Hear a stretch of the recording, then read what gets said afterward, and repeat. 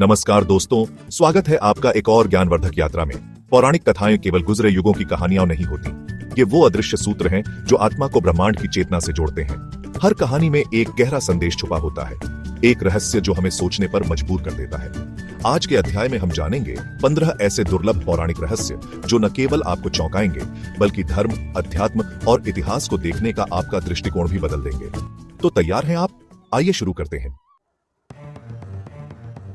दोस्तों, हम सब जानते हैं वेदव्यास जी को, महाभारत के रचयिता। लेकिन क्या आप जानते हैं उनका असली नाम कृष्णद्वैपायन था और वे नारायण के अंश माने जाते हैं। चारों वेदों का विभाजन करने का गौरव भी उन्हें ही प्राप्त हुआ, इसलिए उन्हें व्यास कहा गया, यानी विभाजक। महाभारत की रचना एक शर्त पर हुई, गणेश जी बिना रुके लिखेंगे, लेकिन वेदव्यास को भी बिना रुके बोलना होगा। वेदव्यास ने बीच बीच में जटिल श्लोक कहे ताकि गणेश जी को सोचने में समय लगे और उन्हें थोड़ा विराम मिले। यह ज्ञान और बुद्धि का अद्भुत मिलन था।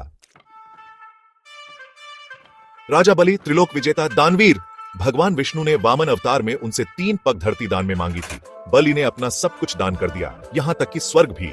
भगवान विष्णु ने उन्हें वरदान दिया था कि वह ओणम पर्व पर हर वर्ष धरती पर आ सकते हैं। कामधेनु, जिसके बारे में कहा जाता है कि वह सभी मनोकामनाएं पूरी करती है, वह ऋषि वशिष्ठ के पास वास्तविक रूप में थी। राजा विश्वामित्र उनसे गाय लेना चाहते थे, लेकिन ऋषि वशिष्ठ ने अस्वीकार कर दिया क्योंकि कामधेनु तप और धर्म का आधार थी। द्रौपदी चीरहरण, महाभारत का एक काला अध्याय। जब पूरा दरबार मौन था, तब एक आवाज उठी, विकर्ण की। उन्होंने साहसपूर्वक कहा, यह अधर्म है। हालांकि विकर्ण कौरव पक्ष में युद्ध लड़े, लेकिन धर्म के प्रति उनका समर्पण उन्हें अनमोल बनाता है। देवी दुर्गा, शक्ति और शौर्य की देवी। लेकिन क्या आप जानते हैं उनके कौशिकी रूप के बारे में? शुंभ निशुंभ जैसे राक्षसों को पराजित करने के लिए देवी दुर्गा ने यह रौद्र रूप धारण किया था। यह रूप उग्र, तेजस्वी और अपराजेय था, जो स्त्री शक्ति की पराकाष्ठा को दर्शाता है।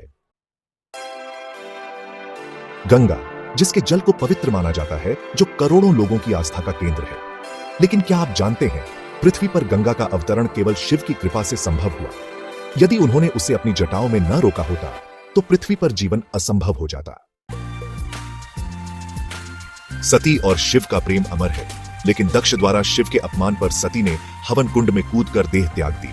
कहते हैं सती के अंग जहां जहां गिरे वहां शक्तिपीठ बने, जो आज भी श्रद्धा के केंद्र हैं। महाभारत के भीषण युद्ध में जहां लाखों लोगों की मृत्यु हुई, वहीं 7 चिरंजीवी भी थे। क्या आप जानते हैं कृपाचार्य उनमें से एक थे? वे एक महान योद्धा और द्रोणाचार्य के समकक्ष आचार्य थे, जिन्होंने परीक्षित को राजधर्म सिखाया। समुद्र मंथन से जब लक्ष्मी प्रकट हुई तो उन्होंने उसी क्षण भगवान विष्णु को वरमाला पहनाई। यह एक आत्मिक युक्ति थी जो बताती है कि लक्ष्मी सदा से विष्णु की संगिनी थी। द्रौपदी, जिन्हें पांचाली भी कहा जाता है, लेकिन क्या आप जानते हैं उन्हें कृष्णा भी कहा जाता था?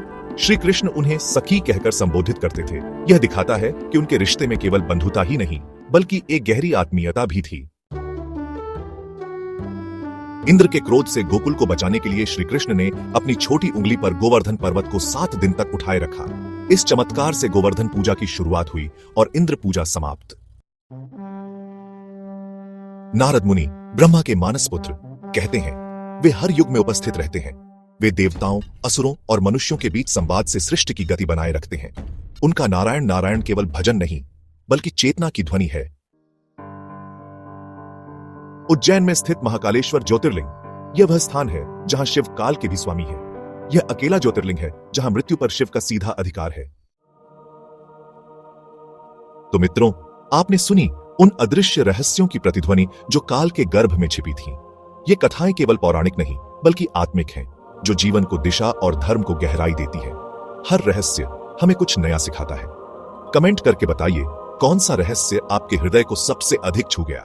अगर आपको यह यात्रा पसंद आई हो तो वीडियो को लाइक कीजिए, अपने मित्रों के साथ साझा कीजिए और चैनल को सब्सक्राइब करना न भूलें। मिलते हैं अगले अध्याय में एक और अलौकिक रहस्य के साथ।